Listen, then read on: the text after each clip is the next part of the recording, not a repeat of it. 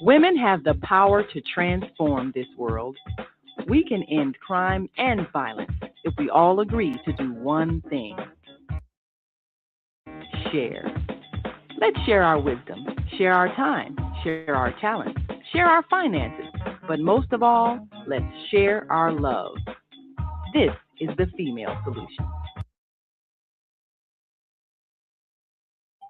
Welcome. I'm Chinta Strausberg, producer of and host of On the Case.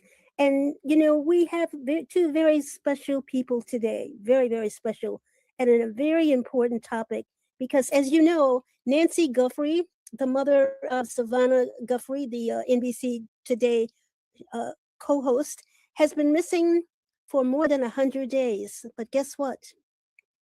Mr. Oliver Beckett, who is 84, just like Nancy Guthrie, he's also 84 years old. He's been missing for almost 3 years, allegedly taken by a social worker at a South Holland nursing home.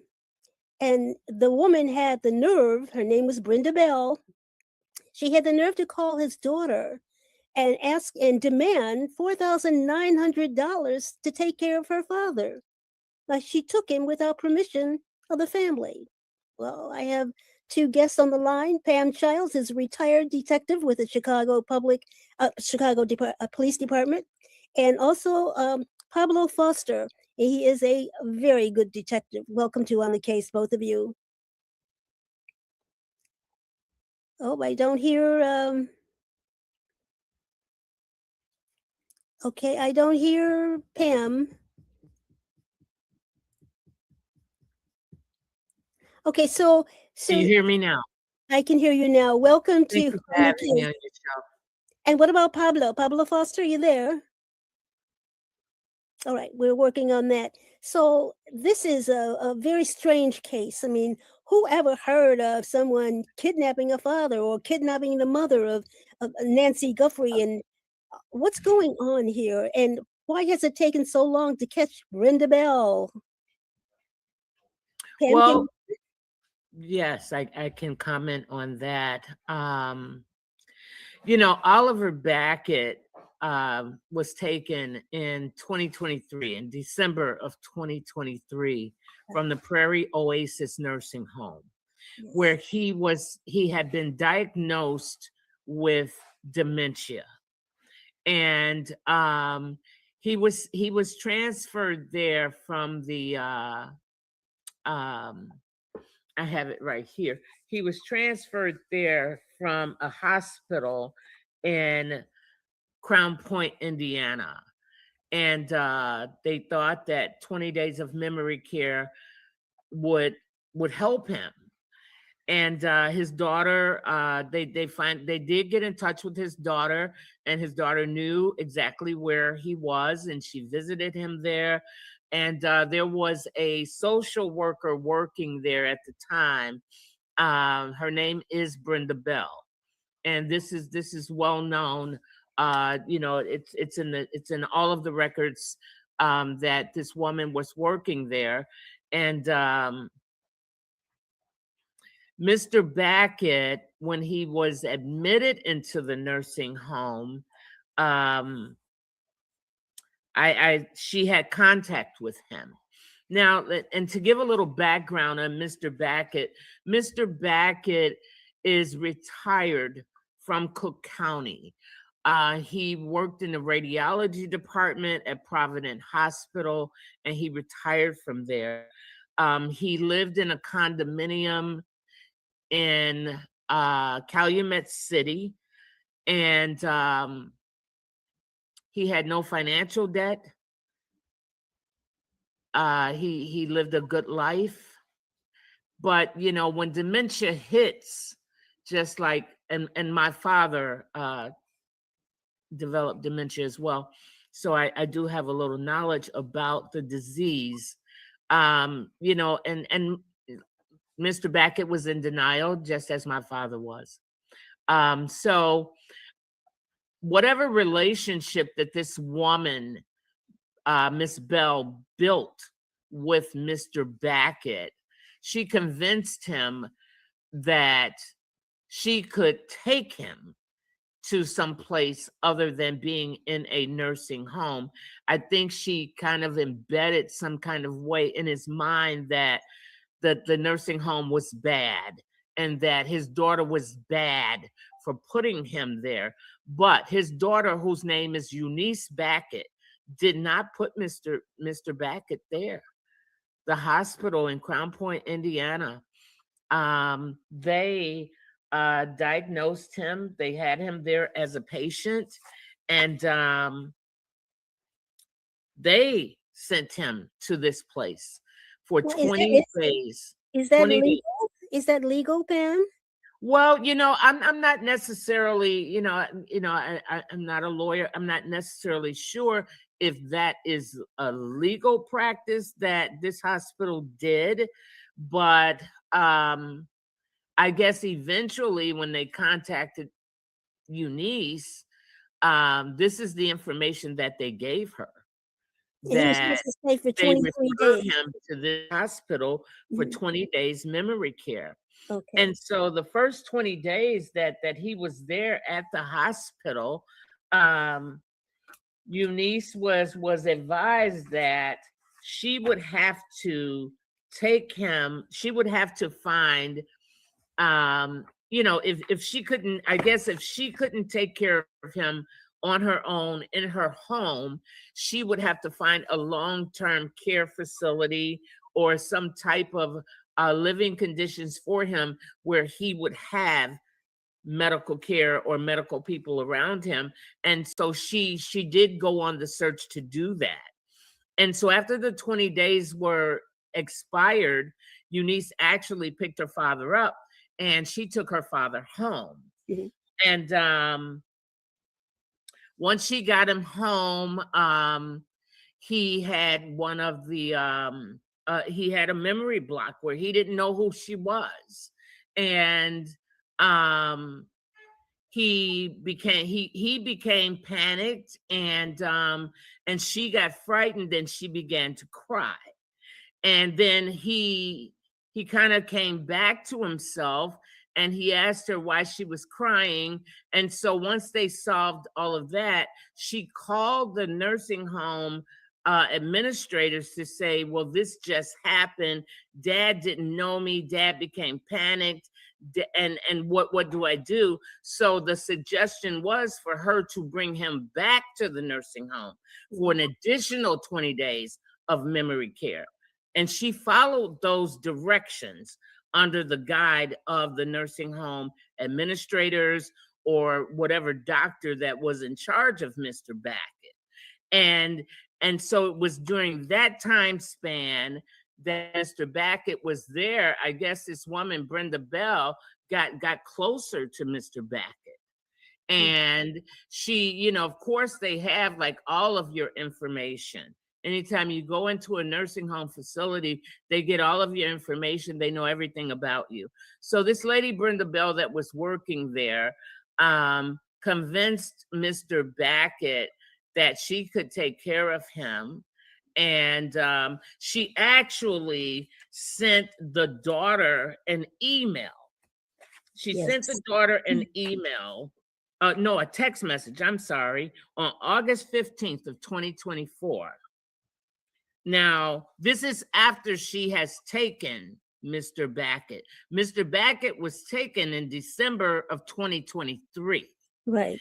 And when he was taken in December of 2023, of course, Eunice went through all of the necessary steps to make a police report, and she filed a police report with the South Holland Police Department because her father was missing from the nursing home. Eunice Backett contacted the Illinois Department of Public Health. They went out and they did an investigation regarding Mr. Backett being reported missing from the nursing home, and there's some foul play involved. And so the Illinois Department of Human Services went out there, they viewed the video, and they observed this woman walking Mr. Backett out of this facility to a waiting vehicle. Now, this was at like 5:30, 6 o'clock in the morning when this lady showed up, which was not her normal working hours. Because the people that were on staff at the desk, at the reception desk, were the people that were working the night crew, and Brenda Bell typically worked during the daytime. So she had an ID card on her, and I guess they didn't ask her any questions about what you're doing or where's this man going, because she had an ID to be at that facility. So she walks out with Mr. Backett. She had another female Black with her who posed as, she claimed that this lady that was there with at the desk claimed that her name was Mary Backett. And she was his daughter. Well, Mr. Backett only has one daughter, and his daughter is named Eunice Backett, Unice Backett. That is his daughter's name. So she had an accomplice. Yes, there was a second person with Miss Bell. And this woman who posed as Mary Backett left in that waiting vehicle with Mr. Backett. Now, Brenda Bell goes back into this nursing home facility. She stays there until about, maybe 9:30, 10 o'clock, and she leaves. Now, this is her place of employment.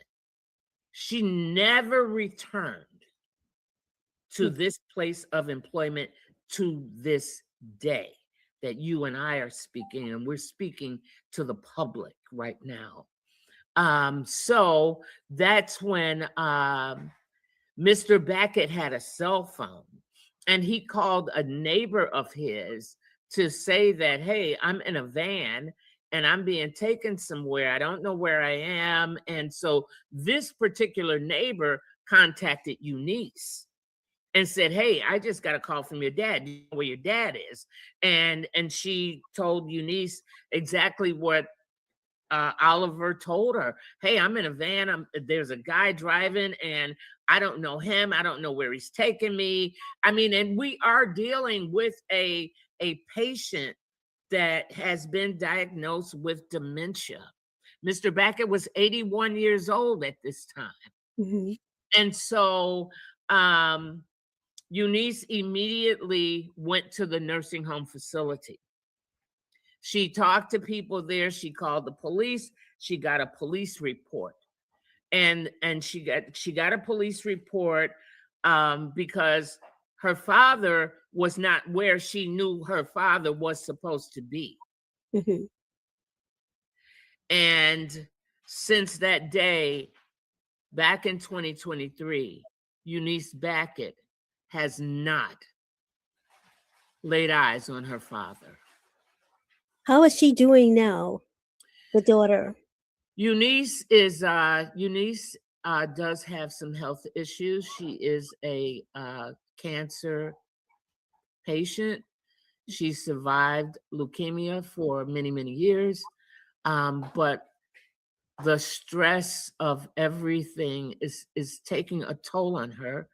And she's in the process of trying to de-stress and heal, which is why I'm here to speak on her behalf, because she thought that this would be too stressful for her.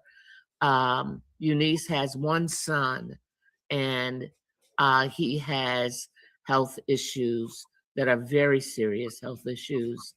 And she's concerned about him as well as herself, as well as where is her father. Absolutely. So, it's a lot to deal with.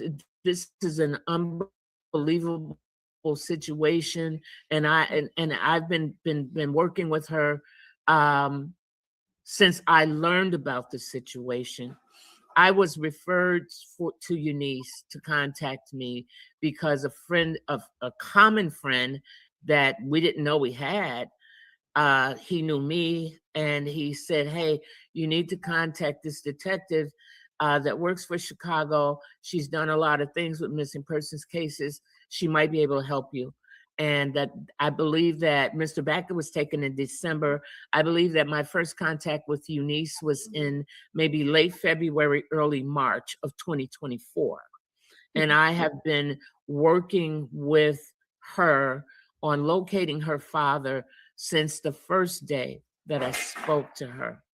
All right. And um, Did Foster, Pablo, are you there?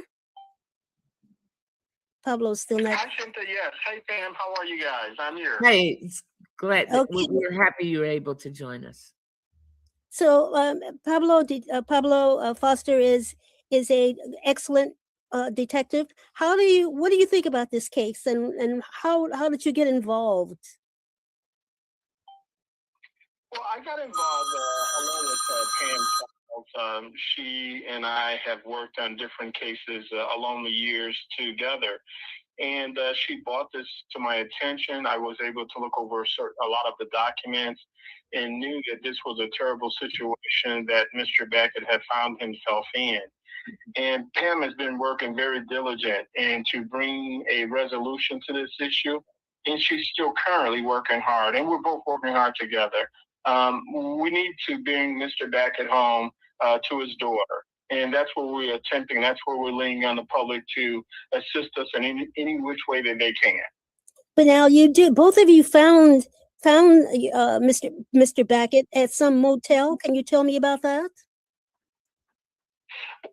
We actually didn't find him at a motel. Okay. What happened is that one of the local police departments went out under the supervisory position of South Holland Police Department. Mm-hmm. And that law enforcement agency ran into Mr. Beckett from a door knock at the extended stay hotel. Once they asked to see Mr. Beckett along with his accomplice that he was with, which was Brenda Bell, allegedly she produced a document that said that that Mr. Beckett and her were married. And that information went back to South Holland Police Department, and that's when this whole shell incident has taken a turn for the worse. We have looked at a lot of public sites as well as went into a lot of these Cook County, and we show no marriage records for Mr. Beckett and Mrs. Bell together. We do know that Brenda Bell was able to retain a Illinois driver's license with Mr. Beckett's last name to show that they both are related. And we're still trying to determine, in fact, what information did she produce to the Secretary of State for that to happen. Wow, that's amazing. Now she was 62 years old then, right? She was. And he was 81. Yes, ma'am. Mm-hmm. And so let me just clear up one thing. The lady that took Mr. Beckett was an employee at this nursing home. And Eunice had tried on a number of occasions to speak with the administrators at the Prairie Oasis nursing home, and they refused to take her phone calls. They refused to have a meeting with her to discuss this situation because they knew that they were at fault. And when the Illinois Department of Human Services went out and they did their investigation, they did cite them for violations of the patient-employee relationship that should have never taken place. And, and so Eunice has no information on what the punishment was for this nursing home or if they were admonished in any kind of way. She has no information on anything because she was never able to have a sit-down conversation with this nursing home staff and administration. Now, the other thing that kind of threw Eunice Beckett for a loop was the South Holland Police Department. Hold that thought. We got to take a break. Yes, ma'am. We'll be back with more of On the Case right after this.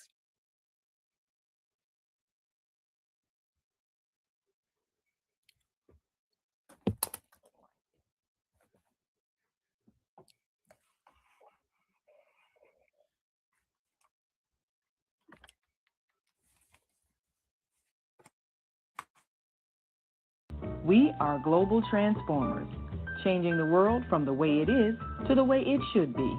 We are one. Wherever we live on this earth, we are one human family. On behalf of our team of radio hosts, I'd like to extend a greeting to all the members of our family, whenever and wherever you may be listening around the world. To our family in China, Ni Hao. In India, Namaste. In Japan, Konnichiwa. In Korea, Annyeonghaseyo.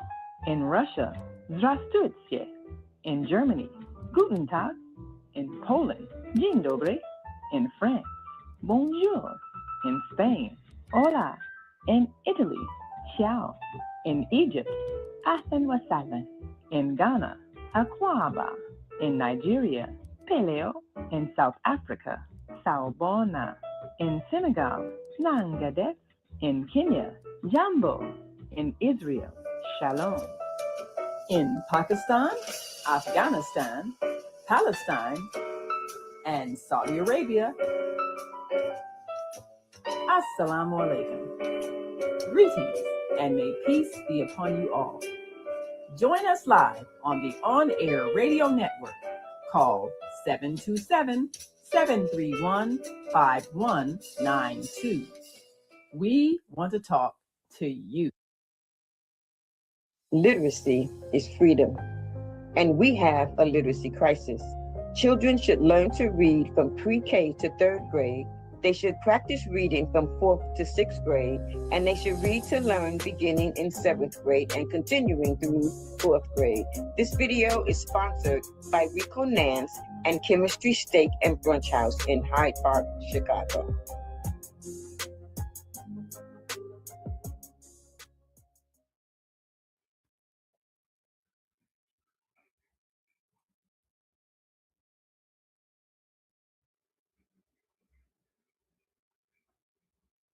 Okay, we're back. I'm Chinta Strausberg, producer and host of On the Case, and my guests are Pamela Childs, retired detective with the Chicago Police Department, and Pablo Foster, one heck of a detective.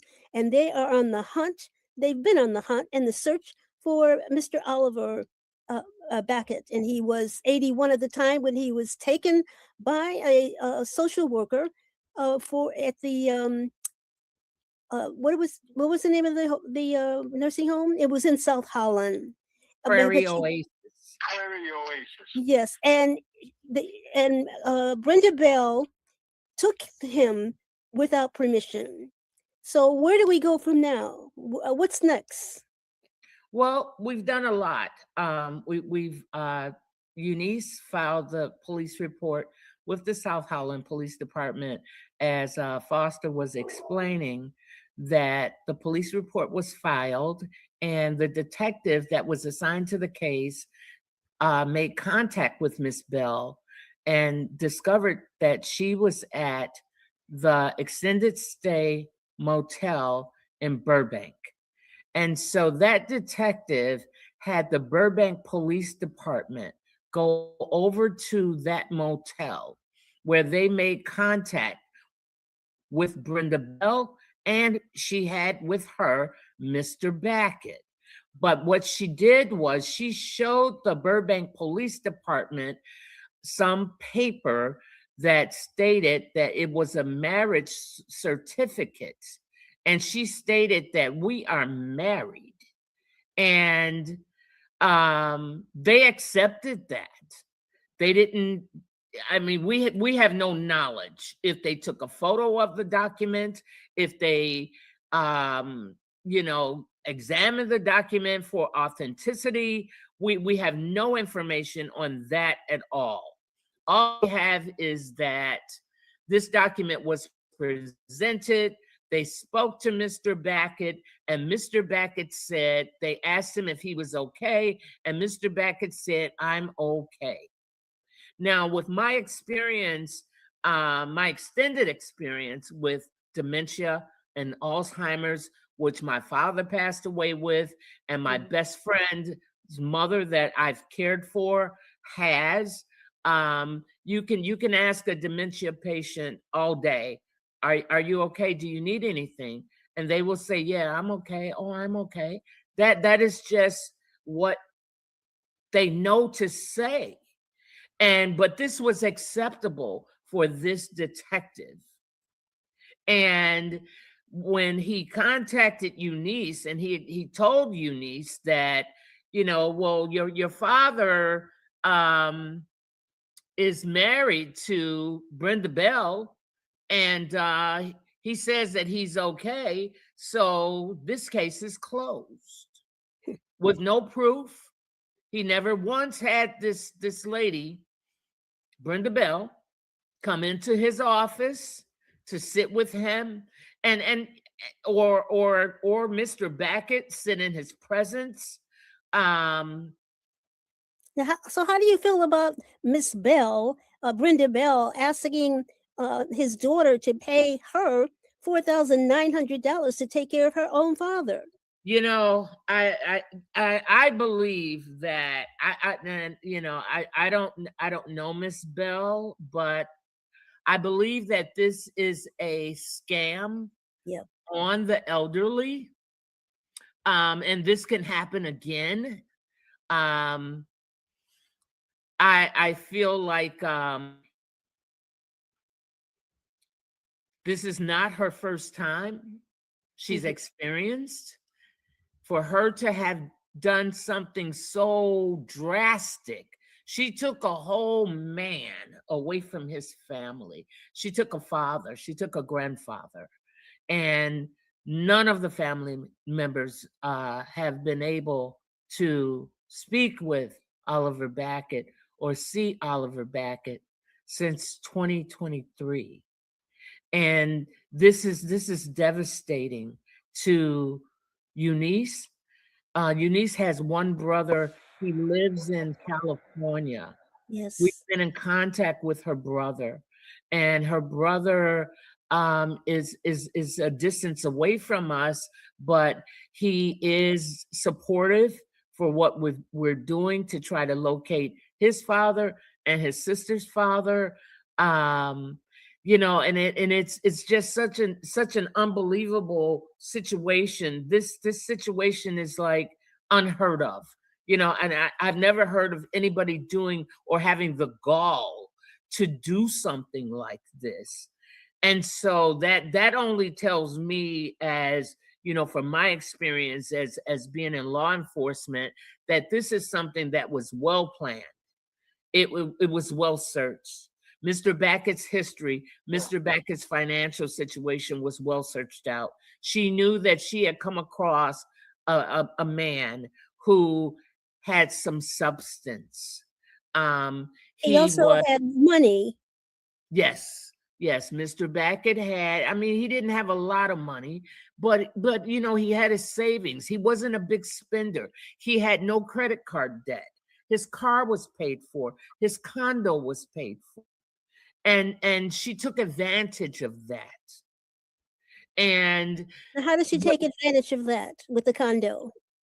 Well, she, at one point, once she left the extended stay motel, she went back to his condo.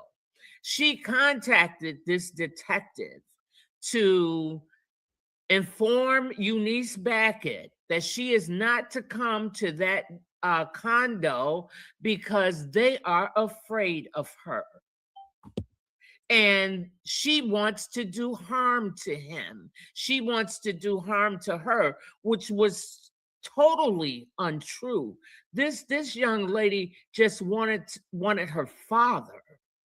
And she wanted the police department to help her, which they failed to do that. They failed to help her. They failed to dig deeper into this situation. And just to quote what Eunice Backett told me, this detective said to her, "Why don't you just let him be? He's with somebody that's taking care of him." And she said, "But that's my dad. That's my dad." Wasn't he out of line for saying that? Absolutely. Absolutely he was. And so She got no help from South Holland, and I believe what happened in the transition of this detective speaking with this woman who has this man that she basically kidnapped out of the nursing home. This is a kidnapping. And he's like, he's more behind her than he was on the side of the family that wants some answers as to why does this lady have my dad? Why was my dad ever taken from the nursing home? Did you look into that? Did you ask her any questions? Eunice Backett asked her, can I come to your office and show you the documentation that I have? I have his medical records from the hospital in Crown Point. I have his diagnosis. I have this. I have the text message that Brenda Bell sent to her on August 15th, 2024. And if you will allow me, I will read that message to you. Sure. It says, "Hi, you. I'm able to offer you 24-hour dementia care as a qualified professional at a cost of $800 a week. That will include meals cooked to his preference, laundry, personal care, doctor's appointments, medical management, housekeeping, etc. The apartment is $1,700 a month. Newly remodeled, safe, clean, great living area. So think about it and let me know tomorrow." Then it goes on to say, "I have 2 male caregivers and 2 female nurses who are on my call support team. I spoke with your father before I left yesterday, and he said he is willing to go to a different place.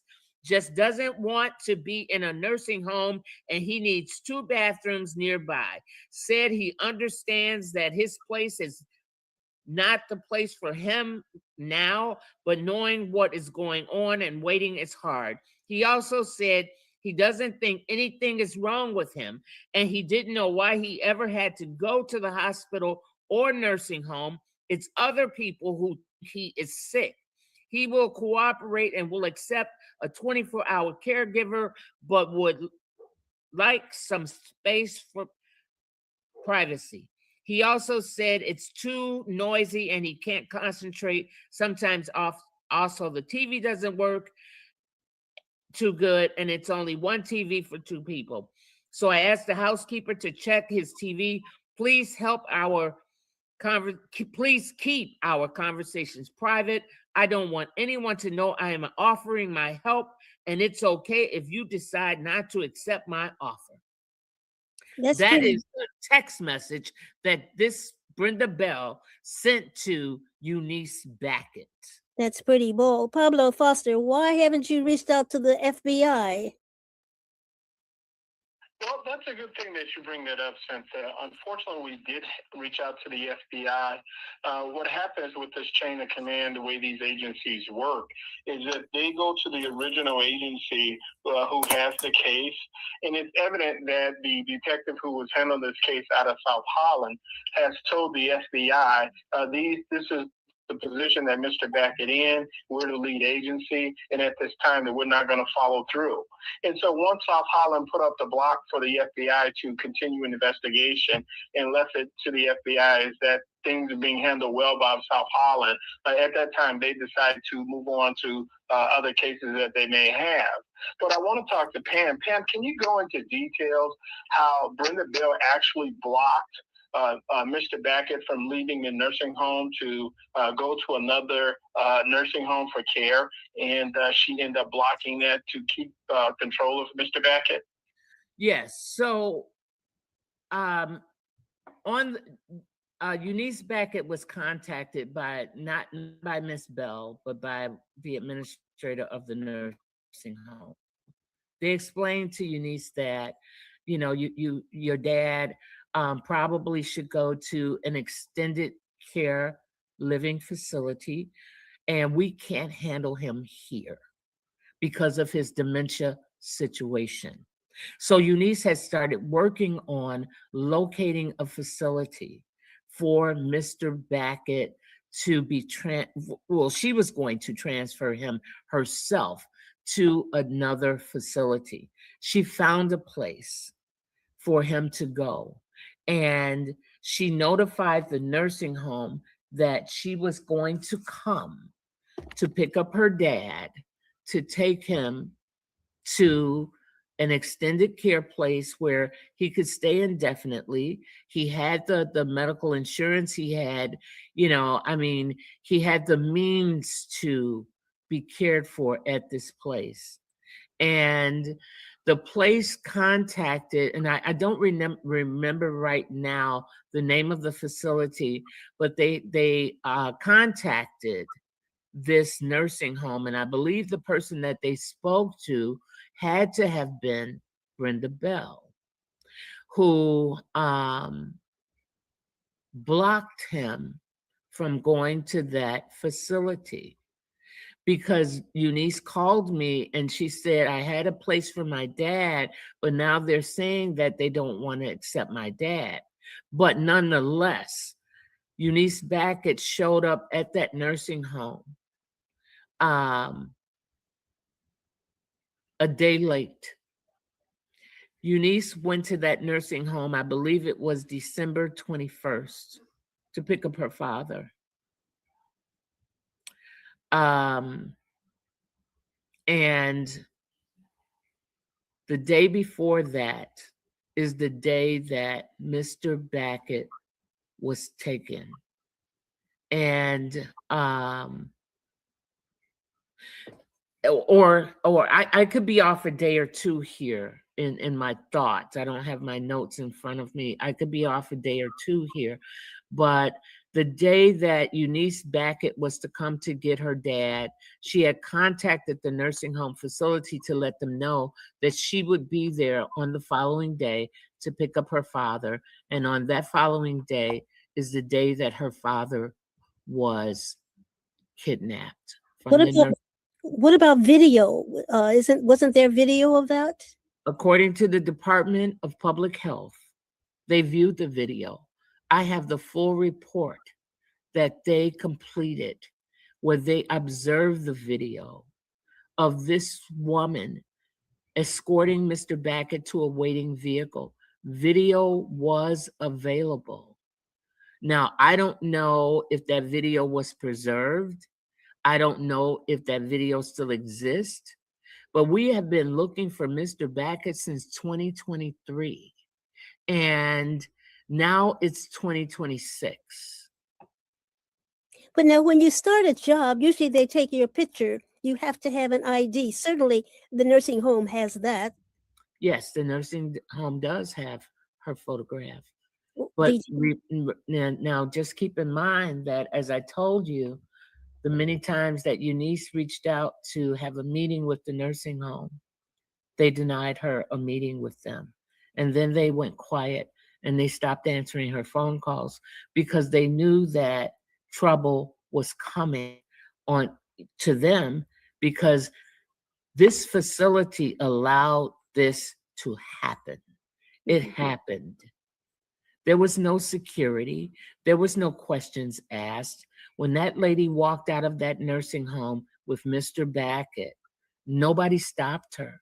Nobody asked her any questions as to where he's going or, what are you doing? Because she had an ID card on her that said, I work here.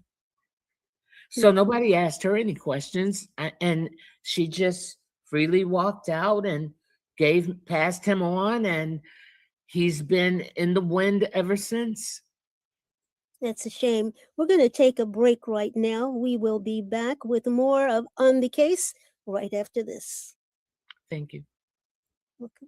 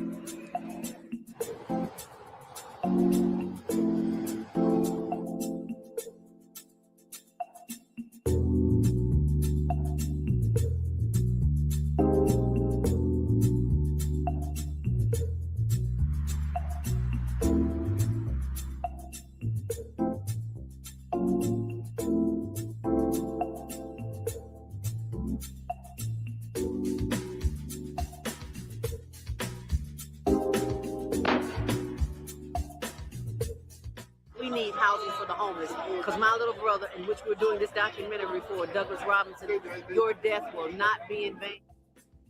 He was a heck of a great dude. And I love Doug.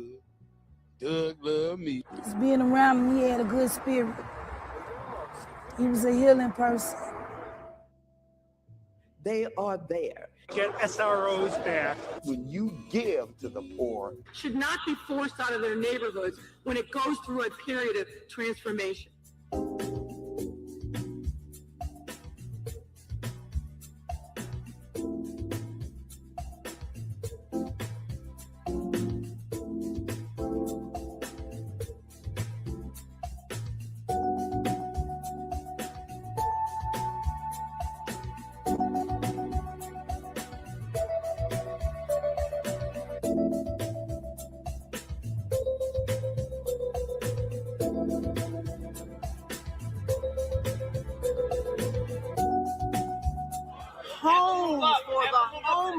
Because there are too many people who are losing their homes to taxes because they can't pay a $1,000 tax bill.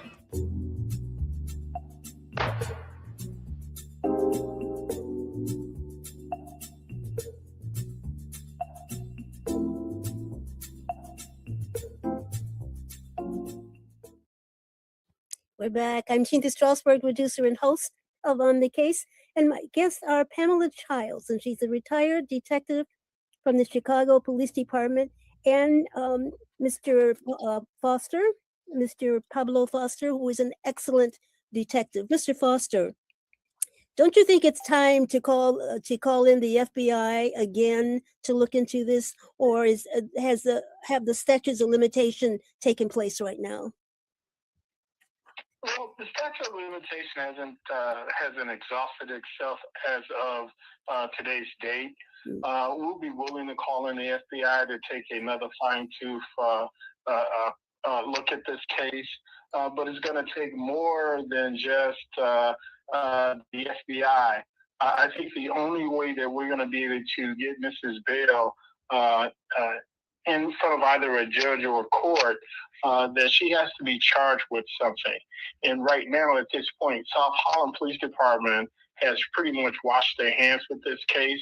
And so the FBI would have to go back out to them, and they would have to be able to talk to this detective. And unfortunately, it just may be the same old revolving door. Okay. And so now I have a question here. Most people who have dementia believe they don't have a problem. What can law enforcement officers do if a person with dementia refuses help? Well, I believe that law enforcement,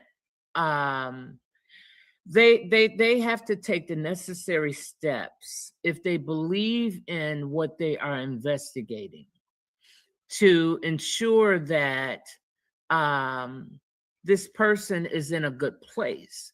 And I don't know what additional information that the South Holland Police Department transferred to the Bedford Park Police Department that went to that location and actually had contact with Mr. Backett. I don't know how much information they had. Were they told to just go locate him to see if he's okay? I mean, were they told to get him to a medical facility, to have him diagnosed? Because none of those things took place. And I'm not one to say what one law enforcement officer should do versus another, but in my opinion, I would have went a step further. I need to know, why do you have him? I need to know, well, what are we really investigating here? Why are we going to this location to see if this man is with Miss Bell? That did they know that he was reported missing from a nursing home? We have no idea what information Bedford Park received from the South Holland detective that sent them there. And actually, and in my opinion, I believe that the South Holland detective should have been willing to sit down with Mr. Backett's daughter, Eunice Backett, to look over all of the documentation that she possess that is in reference to her father's medical condition, her father being placed in the nursing home in South Holland. And what, I mean, you know, when you deal with dementia, we know that dementia patients in the early stages, they can go in and out. They can be a little lucid one day and a little off here, a little off there, you know, things that they want to overlook. But then they can go into full-blown dementia where they really have no concept of what's happening except for what they are being told to say. And Mr. Beckett seems to me, in my opinion, was told to say, if you are asked any questions, you say that you are okay. And I believe that Mr. Beckett was under the impression that, you know, he had met this woman and that he was married to her. I believe that she convinced him of that, for him to, you know, be in this situation. You know, he's 84 years old now. He was 81 years old when he was taken. And you know, and it's like, I know that his memory is deteriorating, and you know, and besides him having dementia, he has a host of other medical issues that he's dealing with that are of concern, of grave concern. And you know, and it's just so heartbreaking to be like, I'm sitting with his daughter and I'm talking to her and she's crying and she's breaking down and she's telling me all of these things that's worrying her about her father. And you know, and she's wondering, well, is he getting medicine for his heart condition? Is he getting medication for his diabetes? You know, is he getting medication for the dementia? You know, she has no idea because she does not know where her father is. But to move this forward a little bit, I did reach out to the FBI and I put them in contact with Eunice, and they went to her house. The FBI spoke with Eunice, and they explained to her that as long as Mr. Beckett is saying that he's okay and that he's being taken care of, that there was nothing that they could do. The FBI didn't really get into the fact of the kidnapping. They didn't get into that. They didn't, and I don't really know why not. They didn't focus more on the kidnapping. I wasn't allowed to sit with Eunice at that meeting. They wanted to meet with her alone. But once I heard from Eunice after the meeting was over, she was extremely disappointed that the FBI had actually come out to her house and they sat and they talked to her. And then they felt like that at this point, at the point that they were at, that, you know, from the information that they had gathered from South Holland, we have no idea what the South Holland detective told the FBI. We have no, I mean, we just don't know why they curved the situation as to digging into deeper as to, well, how did Miss Bell actually come into contact to the point where you're taking this man out of a care facility that his daughter placed him in for memory care, and you just take him? You just take a family member like that? It's astonishing. But hold your thought. We're going to take one last break. We'll be back with more of On the Case right after this. Thank you.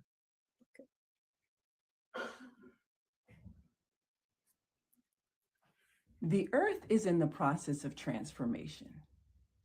A separation, such as when a cell divides. Half will remain in the third dimension, the old earth, where there is conflict and violence. The other half will ascend to the fifth dimension, the new earth, where no negativity can exist. All across the world, there are internet content creators that are sharing new information to raise your consciousness and prepare you to ascend to the new earth. Join me, Naima Latif, every Wednesday morning, 7 a.m. to 8 a.m. Central Time, and we will introduce to you these voices of enlightenment. Great day. It's your girl Asada here to introduce a new female solution show called Asada Says. That's right. Every month we're going to talk about everything I am, from cryptocurrency and financial security to good health and parenting strategies. Come on and talk with me every Tuesday morning from 7 a.m. to 8 a.m. And let's do that thing the way Asada says it should be done. See you then. Peace, right here on the Female Solution. All right, we're back. I'm Chinta Strausberg, producer and host of On the Case, and my guests are Pamela Childs, and she's a retired police detective for the Chicago Police Department, and Pablo Foster, one heck of a detective. Now, Mr. Foster, why can't you subpoena that nursing home and get a copy of Miss Brenda Bell's picture so we can plaster her picture all over the place? Is that possible? That's possible, but unfortunately, when you have these employers that have these privacy policies that are put in effect, and right now we have reached out for several attorneys to see if they would be willing to represent units in this matter. But unfortunately, these attorneys are more like there's no death involved, there's no money for any parties to collect. Then what we're going to do is stand down until that happens. But I want the public to know that once Mr. Beckett family checked him into that place, Mrs. Bell had exclusive rights to all his medical history, financial history, and any other data that has to deal with Mr. Beckett. She took that information, she saw good fruit in it, and she used it illegally to take possession of him and to retain all his funds and each and everything that he owns. And she has a driver's license with his last name in. They're not married. I don't get that at all. How could that be? How could that happen? I don't get that at all. Yeah. That stunned me when I did the research and realized that she was able to obtain a state ID. She did try to get a driver's license based on what my sources said, but she could not pass the necessary vision. So she was denied the license. But they went on ahead and issued her an Illinois state ID. And the issue is, what information did Brenda Bell produce to the Secretary of State for them to go ahead and execute this ID for her? It opened up more windows for her to do whatever she needs to do. And when did she do this? What year was it? Well, it's my understanding this happened about a year and a half ago when she was able to get that Illinois state ID. And what about his checks? Have you tried to stop those checks from coming? His pension checks? Yes, ma'am. We sent a letter. Wait, Mr. Foster's talking. I'm sorry. Pablo? Yeah, go ahead, Pam. You can answer that. Okay. Eunice, I helped her write a letter to the Cook County Pension Board explaining everything that has happened with her dad. And she had to submit his medical history, his medical diagnosis from the hospital in Crown Point, in Indiana.